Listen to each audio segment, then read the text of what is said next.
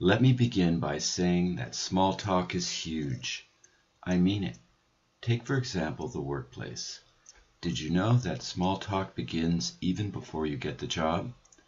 Most interviews begin with small talk before proceeding to more important questions. The reason is they want to see how you relate to the receptionist and other personnel. This demonstrates what kind of person you are, and more so, your attitude, and that's huge. The personal working relationships you build at work can make a difference in your career just as much as your skills and ability on the job. For example, knowing what to say or not to say on the elevator to your boss could mean everything. Here's a personal example. I went to a big meeting to discuss a project for a major corporation. I arrived early and was sitting in the waiting area and started to chat with the person next to me. I found out that she was there for the meeting too. I commented about how excited I was about the project and wondered who would be coming from the company. I was astounded when she replied, "Me." If not for the small talk, I don't think I would have gotten hired on the spot. In an article about the culture of small talk, the Indian-born author Karan Majan called America the land of small talk. He went on to tell of his difficulties in assimilating to the nature of American small talk, particularly when it came to commerce. He was astounded that his American friend could strike up conversations with servers in restaurants or store clerks. This was simply not done in India, and he considered it fake. American friendliness with strangers was not to be misunderstood with friendship, he noted. So how can we improve our ability to make small talk? First, let's understand how it is played.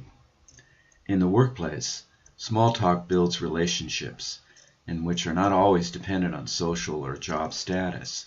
Anyone is fair game for small talk, from the janitor to the president. Topics range from "how's it going?" or "what's up with this weather?" to talk of sports or general news. It pays to keep up with current events. Women often begin by complimenting each other. Men like to tell stories of past accomplishments. This leads to a game of one-upsmanship, with each story outdoing the previous one. Another good technique used by salespeople is to find something in common and talk about that.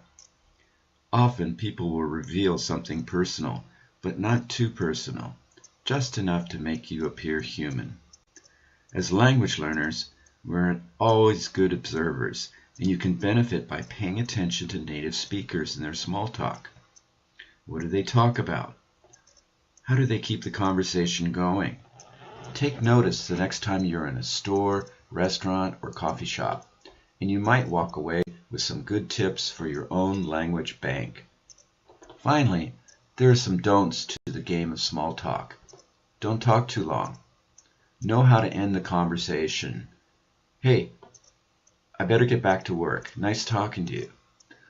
Avoid talking about certain subjects such as politics, religion, money, and anything too negative, especially in these times. On the other hand, it's okay to complain about the weather.